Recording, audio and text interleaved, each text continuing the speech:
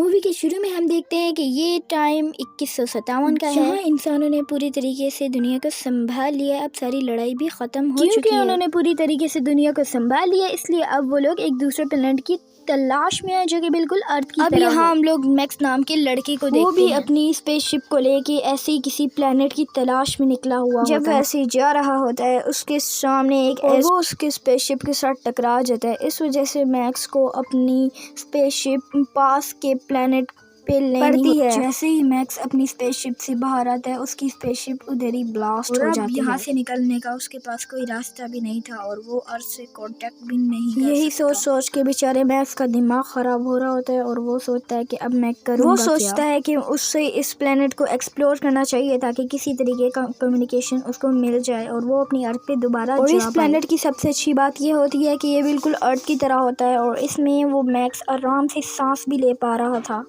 अब मैक्स जैसे ही आगे जाता है, उसको उधर ज़ेफ नाम का सोल्जर पकड़ लेता है और वो इसी प्लेनेट में ज़ेफ नाम का सोल्जर उसको अपनी सिटी में ले जाता है। उसको उसकी बात समझ नहीं आ रही होती, इसलिए मैक्स अपने कान में ट्रांसलेशन वाली डिवाइस लगा लेता है। इसके बाद ज़ेफ मैक्स को अथॉरिटी के लोगों को सौंप देता है। मैक्स के दिमाग में एक डिवाइस लगाते हैं जिससे वो जान पाए कि मैक्स इधर क्यों आया है। वो सोल्जर्स मैक्स को सिटी की कैपिटल में लेके जाते हैं, जहाँ मैक्स देखता है कि इधर आम इंसान भी हैं जो कि खुद को एक दूसरे को मार रहे हैं खाने के लिए। आसपास ये देख के कुछ ऐसा लग रहा था कि ये लोग आज़ादी के लिए लड़ रहे हैं। मैक्स को जाते जाते उसकी नज़र एक टावर पे पड़ती है और यहाँ के लोगों का कहना है कि ये टावर उनको दुश्मनों से बचाता है। अचानक से वो टावर वहाँ विस्फोट हो जाता है और उसका मलबा उन्हीं के ऊपर गिर जाता है, जहाँ मैक्स और उसके सारे साथी बैठे हुए थे। मौजूद था उधर जेम्स नाम का एक सोल्जर भी होता है। इसलिए मैक्स जैसे तैसे करके उस सोल्जर की भी और अपनी भी जान बचा लेता है इधर से जहाँ जेम्स उसे बताता है कि ये हमारे दुश्मनों का ही काम है जो कि इस टावर को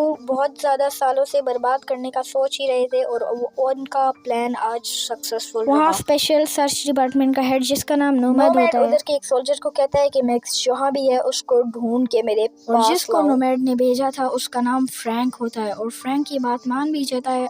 वहीं हम लोग डेविड नाम के एक आदमी को देखते हैं, वो भी अपने साथी से जितनी मैक्स के बारे में इंफॉर्मेशन मिल सके लाने के लिए कहता है। इधर फ्रैंक मैक्स को नोबट के पास लेके जा रहा होता है, लेकिन उसे सीजर अटैक आता है और वो उधर ही मर जाता है। मौके का फायदा उठा के मैक्स भी यहाँ से निकल जाता है। मैक्स पूरी सिटी को एक्सप्लोर करने लग जाता है, जहाँ उसे रदा नाम की एक लड़की मिलती है जो जेम्स की बहन होती है और वो दोनों एक दूसरे से बात करने लग जाते हैं, लेकिन उधर एक लड़का उसके साथ उसकी बहस हो जाती है। वो तो भी मैक्स को कुछ भी नहीं कहता, लेकिन क्लब से बाहर आने के बाद वो लड़का अपने गुंडे ले आता है। वो लोग मारने का इरादा लेके मैक्स को आए थे, लेकिन मैक्स सबको मार देता है, जिसकी बहादुरी देख के रदा भी उसको उसके घर ले आती है और कुछ ही देर में यहाँ जेम्स भी आ जाता है। मैक्स इस दोनों से इस प्लेनेट के बारे में पूछता है। वो दोनों बताते हैं कि हमें इस प्लेनेट के अलावा किसी और प्लेनेट के बारे में रिसर्च करना अलाउड नहीं है। जहाँ हम लोग रहते हैं उस अथॉरिटी टॉम नाम का एक आदमी है और उसी ने हमारी प्रोटेक्शन के लिए पूरे शहर में टावर लगाए हुए हैं। इस सिटी की अथॉरिटीज चाहती हैं कि हम सब मिलकर काम करें, लेकिन बाकी सिटी ऐसा नहीं चाहती और वो सारी सिटीज अब हमारी दुश्मन बन चुकी हैं। वो सारी सिटीज हमें पूरी तरीके से बर्बाद करना चाहती हैं।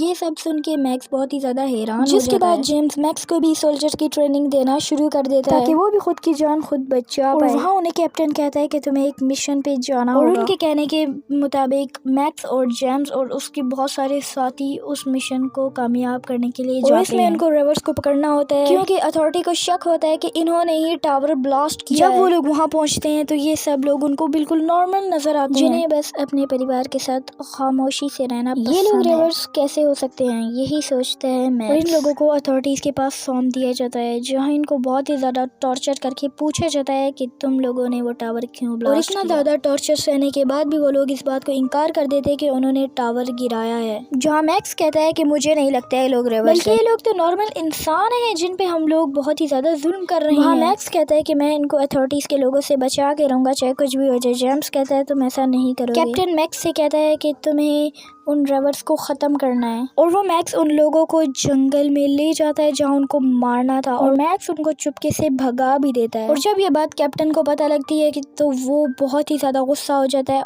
और लेकिन मैक्स कहता है कि ये लोग रेवर्स नहीं, ये लोग नॉर्मल इंसान हैं जिन पे हम लोग बहुत ही ज़्यादा जुल्म कर रहे थे। लेकिन कैप्टन यहाँ मैक्स को बहुत ही ज़्यादा गोलियां मारता है, जिसको देख के जेम्स बहुत ही ज़्यादा डर जाता है। लेकिन ज़बरदस्ती कैप्टन जेम्स को उधर से ले जाता है। कुछ दिनों के बाद मैक्स की आंख उन रवर्स के पास खुलती है और वो रवर्स बताते हैं अथॉरिटी की सच्चाई, जो कि होती है जुल्म करना और टॉर्चर करना। यही उस अथॉरिटी का काम होता है और वो पूरे शहर को अपने कब्जे में लेना चाहते हैं। और जो तुमने उन टावर्स के बारे में सुना था, और वो टावर्स तुम्हें बचाते नहीं हैं, बल्कि उनमें से एक हार्मफुल रेडिएशन और अगर वो बंदा रेडिएशन के कंट्रोल में आ जाए तो वो वही करेगा जो कि अथॉरिटी उसे कहेगी, जैसे कि वो अथॉरिटी का एक नौकर बन गया हुआ हो। और सिटी में ऐसे भी लोग मौजूद हैं जिन पे रेडिएशन का कोई असर नहीं होता, और जब भी उस टावर की रेडिएशन उस बंदे के पास से गुजरती है तो उसे सीधे अटैक आ जाता है, जैसे उसको आया था। मतलब उस पे भी इसका कोई असर नहीं होता इस रेडिएशन का। और इन जैसे लोगों को रेबल बता के वो लोग उन्हें मारने का ऑर्डर दे देते हैं। और वो लोग मैक्स को कहते हैं कि लगता है तुम्हारे अंदर भी वही पावर है जिसकी वजह से रेडिएशन का तुम्हारे ऊपर कोई असर नहीं हो रहा। अब मैक्स ये फैसला करता है कि उसको अथॉरिटी की सच्चाई सारे लोगों को बतानी चाहिए। मैक्स उन लोगों से कहता है कि तुम लोग मेरी बात सुनो, हमें इन सारे टावर्स को तोड़ना पड़ेगा। फिर ये सारे लोग मान भी जाते हैं और अपने प्लान के मुताबिक टावर के पास जाते हैं और टावर पे सारे सोल्जर्स को मारने लग जाते हैं। और सोल्जर्स पे उनमें हमला कर देते हैं, जिसकी वजह से मैक्स के कुछ साथी भी मारे जाते हैं।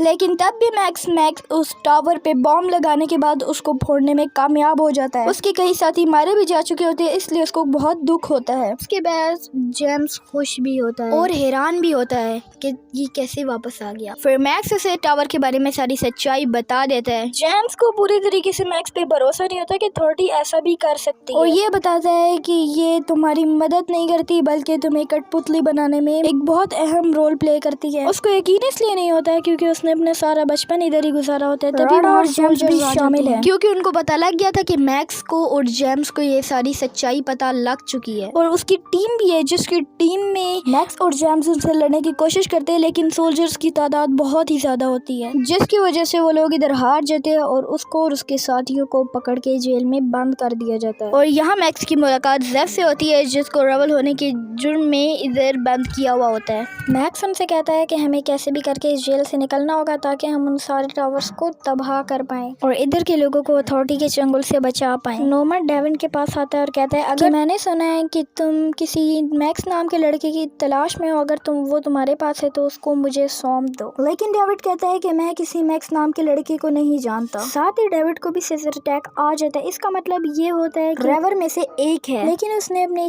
पहचान लोगों से छुपा के रखी हुई थी। यहाँ दूसरी तरफ हम देखते हैं मैक्स जेफ और अपने कुछ साथियों के साथ बाहर आ जाता है जेल से, और बाहर आने के बाद उन पे रिपोर्ट्स अटैक कर देते हैं और वो लोग इधर उधर भागने लग जाते हैं। और दूसरी तरफ इस काम में किसी को भी पता लगता है कि मैक्स की भी बॉडी बिल्कुल ऐसी है। वहीं दूसरी तरफ हम लोग मैक्स सेफ पर उसके एक और आदमी को देखते हैं, भेजता है ताकि मैक्स को ढूंढ पाए और कहता है कि जाओ और जाके मैक्स को किसी भी हालत में ढूंढ के लाओ। वो आदमी उन दोनों से कहता है कि क्या हो अगर हम लोग अथॉरिटी के सेंटर को ही उड़ा दे जहाँ से सब टावर्स को पावर मिलती है, और तभी सारे टावर एक साथ बंद हो जाएंगे। जेफ कहता है कि ऐसा पॉसिबल नहीं है, क्योंकि शेप को कुछ इस तरीके का बनाया हुआ है जिससे किसी को पता ही नहीं लगता कि इनको पावर कहाँ से मिलती है। और मैक्स ये सब कुछ सुन के फिर से परेशान हो जाता है कि अब हम लोग इस मुसीबत से कैसे निकलेंगे। वो आदमी उनसे कहता है कि साउथ में कुछ लोग रहते हैं जो कि रेडिएशन से जिनको कुछ भी नहीं होता, लेकिन वो हमारी मदद नहीं करेंगे। तभी वहाँ ऑटोमेटिक टैंक आके उन पे हमला करने लग जाता है, लेकिन मैक्स कैसे तैसे करके अपनी जान पे खेल के उस टैंक के अंदर जाके ऑटोमेटिक सिस्टम को बंद कर देता है। तभी मैक्स अकेले उस टैंक को लेके साउथ की तरफ जाता है ताकि वो अपने लिए मदद बुला सके। लेकिन बॉर्डर पार आने के बाद उसको सोल्जर्स रोक लेते हैं, लेकिन उधर उसको